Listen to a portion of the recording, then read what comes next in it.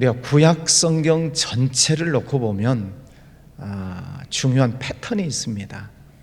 제가 가끔 말씀을 드리는데 구약 성경은 이렇게 계속 반복돼서 흘러갑니다. 자, 여러 번 말씀을 드렸죠. 첫 번째는 하나님께서 이스라엘 백성들을 선택하시고 그들에게 은혜를 주시고 축복해 주시고 또 기적을 베풀어 주시고 구하면 주시고 생각만 해도 주시고 생각지 않아도 주시고, 그게 하나님께서 이스라엘 백성들을 향하신 하나님의 은혜예요. 얼마나 감사해요. 그러면 그 하나님의 은혜에 대해서 감사하고 충성하고 또 순종하고 그렇게 나가면 좋았을 텐데, 두 번째, 타락해요. 하나님이 큰 복을 주셨는데 그걸 하나님의 은혜로 깨닫지 못하고 하나님의 말씀에 불순종하고 우상 숭배하고 또 죄악을 행하고, 이게 타락을 해요. 그 하나님이 주신 복을 가지고 잘못된 곳에 쓴단 말이죠. 그래서 타락해 죄를 지어요. 세 번째, 그러면 하나님은 그들을 깨닫도록 하기 위해서 하나님이 심판을 하세요. 심판하시기 전에는 물론 경고하시죠. 경고하고 또 선지자들을 보내셔서 회개하고 돌아와라, 깨닫고 돌아와라, 계속 하나님의 말씀을 선포하지만 깨닫지 못해요. 그러면 하나님은 그 땅에 심판을 하십니다. 어떤 때는 전쟁이 나고, 어떤 때는 지진이 나고, 어떤 때는 전염병이 생기고, 어떤 때는 흉년이 들고, 이런 무서운 하나님의 심판이 몰아닥치게 돼요. 그러면 이스라엘 백성들이 그제서야 깨닫고 하나님, 우리가 잘못했습니다, 회개를 해요. 물론 회개 안 하는 사람도 있지만 하나님, 회개합니다, 잘못했습니다, 회개를 해요. 그러면 하나님은 또 그들을 용서해 주시고 또다시 축복을 해 주세요. 그 패턴이 계속 반복되고 있는 것이 구약 성경의 내용입니다. 그러면 두 번, 세 번 그런 반복된 일을 했으면 정신 차리고, 우리가 이렇게 하니까 죄를 벌을 받는구나 깨달았으면 다시는 그런 죄를 안 지어야 되잖아요.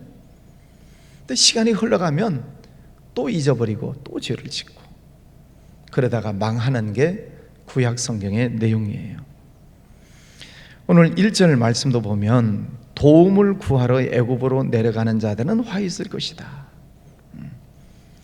지금 하나님께서 계속 그들을 지켜주시고 도와주시고 은혜를 주시는데 그 하나님을 의지하지 않아요. 그리고 또 애굽을 의지하기 위해서 강대국을 의지하려고 내려간다.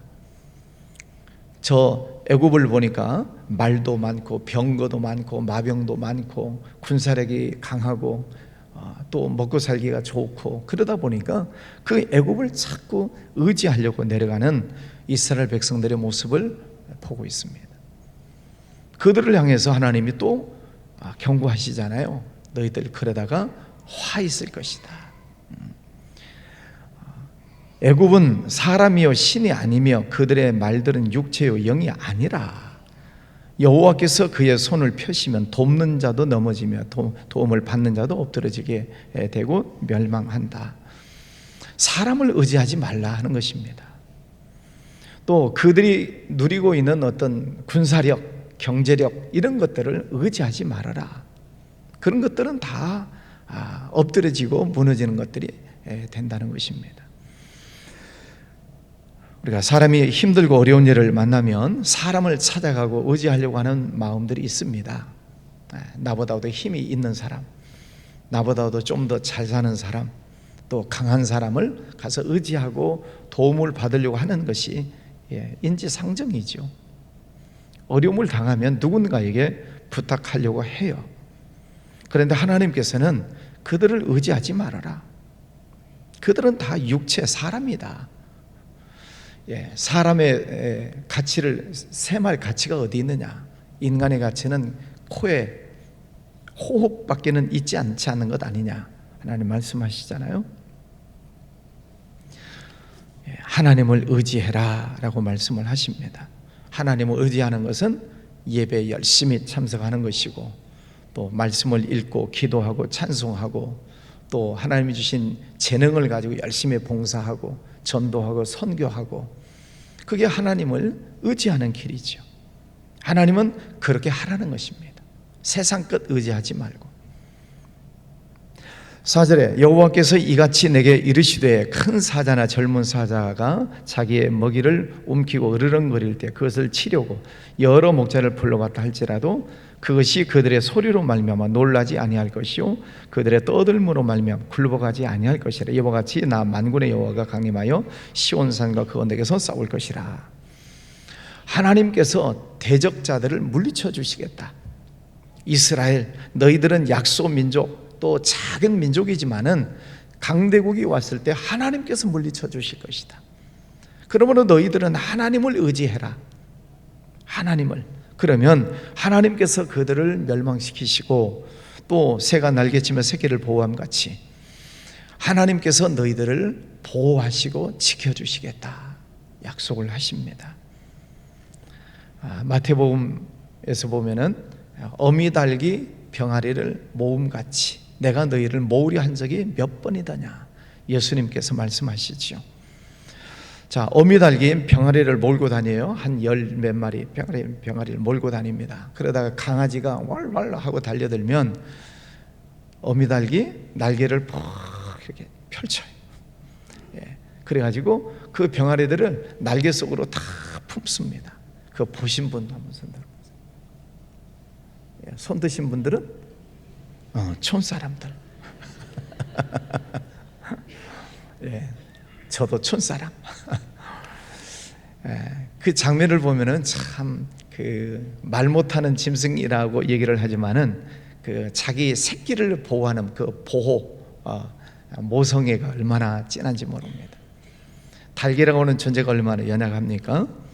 그럼에도 불구하고 그 병아리를 날개 속에 탁 품고 눈에다가 힘을 주고 달려드는 강아지를 향해서 막 소리를 치고 야단을 치고 새끼를 보호하는 그 어미달개 모습이 있어요. 새가 날개치며 그 새끼를 보호함 같이 새들도 그 새끼를 보호하는데, 동물들도 자기 새끼들은 사랑하는데 하물며 하나님께서 이스라엘을 보호하지 아니하시겠느냐? 하나님께서 호위하고 건지시고 뛰어넘어서 구원하시지 않겠느냐? 하나님을 의지해라 하는 거죠. 여러분, 하나님을 의지하시기를 바랍니다. 하나님께서 우리를 지키시고 보호하시고. 시편 23편 잘 외우시죠? 여호와는 나의 목자시니 내게 부족함이 없으리로다. 하나님께서 목자가 되어주셔서 우리를 지키시고 보호해 주신다 하는 그런 말씀입니다. 그러므로 우리가 하나님 앞에 늘 하나님의 말씀이 기준이라 그랬죠. 기준.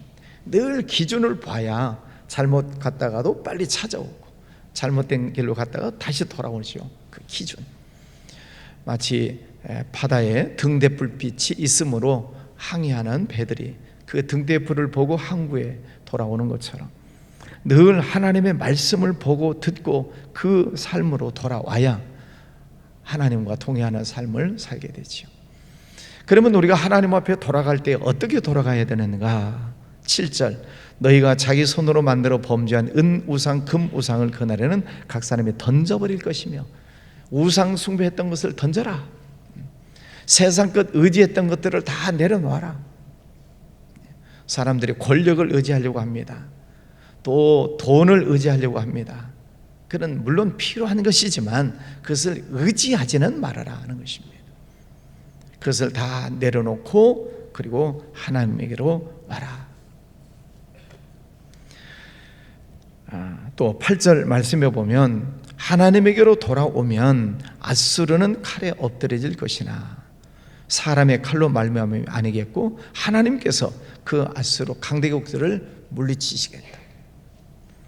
아이들이 밖에서 놀다가 어떤 위험한 일에 당하면 엄마 하고 품 안으로 돌아오면 엄마가 보호하시고 지켜주시잖아요. 그때 엄마가 네가 알아서 해 그런 계모도 있기는 하지만 엄마들은 아이들을 보호해요. 강대국들을 물리치는 것처럼 하나님께서 대적자들을 물리쳐 주시겠다. 예루살렘을 침공했던 아수르라고 하는 강대국이 있어요. 그 이스라엘의 북쪽에 지금의 바벨론 지역, 터키 지역, 아수르라고는 강대국이 이 예루살렘을, 작은 예루살렘을 침공합니다. 그래 얼마나 무섭겠어요. 마치 6.25 전쟁 때 중공군이 인해전술을 펼치면서 꽹과리치고 내려와서 낙동강까지 밀려 내려가듯이 얼마나 무섭겠습니까? 근데 하나님께서 그들을 물리치시겠다. 사람의 힘으로가 아니라, 놀랍게도 하나님께서 물리치시는 그 은혜로 말미암아 아수르가 퇴각을 합니다. 도망갑니다. 그런데 침공해 왔던 아수르의 왕 산헤립이라고 하는 왕이 아들에게 배신을 당해요. 그래서 아들이 아버지를 죽여버립니다. 전쟁에서 졌다는 거죠. 그리고 아들이 왕위에 올라가요. 그런 가족 간의 비극이 일어나요. 하나님께서 그들을, 대적을 물리치시겠다 하는 것입니다. 마지막 9절 말씀에 보면 그의 반석은 두려움으로 말미암아 물러가겠고 그의 고관들은 기치로 말미암아 놀라리라. 이는 여호와의 말씀이라. 여호와의 불은 시온에 있고 여호와의 풀무는 예루살렘에 있느니라. 하나님께서 예루살렘을 중심으로 지켜주시겠다라고 약속해 주시고 있습니다. 우리가 사는 세상 속에 우리에게 믿음을 빼앗아가려고 하는 사탄의 역사들이 많습니다. 요한복음 10장에 보면은 사탄은 우리에게 달려들어서 믿음을 도둑질해 가려고 그래요. 도둑질하고 죽이고 멸망시키기 위해서 왔다. 그러면 사탄이 여러분 속에 있는 믿음을 도둑질해 가면 어떤 변화가 일어나죠? 믿음을 도둑 맞아요. 그러면 교회 가기가 싫어져요. 또 예배 드리는 것도 싫어요. 봉사하는 것도 싫어요. 그래서 점점 한 발, 두 발, 세 발, 네 발 빠져나가는 거에 믿음을 도둑 맞으면 그런 현상이 생겨요. 하나님께서 여러분에게 주신 예수 그리스도를 믿는 믿음, 하나님의 말씀을 믿고 하나님을 믿고 믿음을 지키는 이 믿음을 여러분이 잘 간직하셔야 돼요. 그러려면 예배를 열심히 드리고 말씀 듣고 기도하고 성경 공부하고 그래야만 내 믿음을 지킬 수 있어요. 하나님께서 사탄 마귀가 여러분의 믿음을 도둑질해 가려고 오는 그때 하나님께서 물론 막아주시지만 여러분 스스로가 깨어 있어서 기도하고 또 말씀으로 물리치는 그런 일들이 있어야만 그 두려움에서 우리가 벗어나게 된다는 것입니다. 시편 121편 말씀에도 보면은 여호와께서 너를 지켜 모든 환난에서 너를 건져 주시겠다. 네 영혼을 지켜 주시겠다. 하나님 말씀하세요. 하나님이 우리를 지켜 주시겠다. 그러면 하나님 안에 들어와야죠. 아무리 불러도 하나님에게로 돌아오지 않는 하나님 품 밖에 있는 사람들이 많아요. 그들을 향해서 하나님의 말씀이 전해지고 전도하고 교회 갑시다, 예수 믿읍시다 해도 안 오는 사람들이 많아요. 하나님 품 밖에 있는 사람들. 우리는 그들에게 가서 복음을 전하고 또 전도해야 하겠습니다. 그래서 하나님 안에 들어오셔서 여러분의 믿음을 잘 지키시기를 바랍니다. 그럴 때 하나님은 여러분을 보호하시고 다시 축복해 주신다는 말씀입니다. 이 약속의 말씀을 잘 붙드시고 매일매일 생활 가운데에서 승리하시기를 바랍니다. 오늘 저녁 6시 찬양 집회도 꼭 오시기를 바라고 또 내일은 거룩한 주일입니다. 우리가 주일 예배에 빠지지 마시고 모이시기를 바랍니다. 기도하겠습니다. 거룩하신 아버지 하나님 감사합니다. 8월 마지막 주간 특별 새벽 기도회로 오늘 마지막 날 주셔서 감사합니다. 하나님의 성전에 올라와서 함께 찬송하고 말씀 듣고 기도하는 시간 주시니 감사합니다. 아버지 하나님, 하나님께서 많은 은혜를 주셨지만 그 은혜를 깨닫지 못하고 타락하고 또 배신을 하고 그러다가 심판받고 회개하고 하나님 앞에 돌아오면 하나님은 또 그들을 축복해 주시는 이 패턴이 반복되고 있는 것이 구약 성경 내용이라고 했습니다. 아버지 하나님, 이 말씀을 우리가 듣고 깨달아서 다시는 배신하지 않고 하나님 말씀에 늘 순종하며 살아가는 복된 삶이 되게 하여 주옵소서. 하나님은 여전히 우리와 함께 동행하여 주시고 우리를 품에 안아주시고 동행해 주시는 것을 믿습니다. 그 하나님의 축복의 그늘 아래 평생토록 하나님과 동행하며 살아가는 복된 삶이 되게 하여 주시옵소서. 특별 새벽 기도에 참여한 모든 성도들, 또 가정에서도 함께 참여한 성도들 은혜와 복을 더해 주시기를 원합니다. 아버지 하나님, 또 오늘 저녁에는 또 찬양 집회가 준비되고 있습니다. 함께 모여서 우리의 온 몸과 마음을 다하여 하나님을 찬양하고 또 은혜 받는 시간 되게 하여 주시옵소서. 우리 나라를 지켜주옵소서. 대통령 또 정치인들 하나님께서 은혜 베풀어 주셔서 하나님의 뜻을 찾아가게 하시고 정치가 안정이 되고 경제가 회복이 되고 또 남한 북한이 서로 통일이 되는 은혜를 허락하여 주시옵소서. 해외에 나가 있는 선교사님들, 영육관님들 강건하게 붙잡아 주시고 선교 지역 곳곳마다 하나님 풍성한 은혜를 허락해 주시옵소서. 감사합니다. 또 귀한 예물 드리는 손길도 축복하여 주옵소서. 예수님 이름으로 기도하였습니다. 아멘.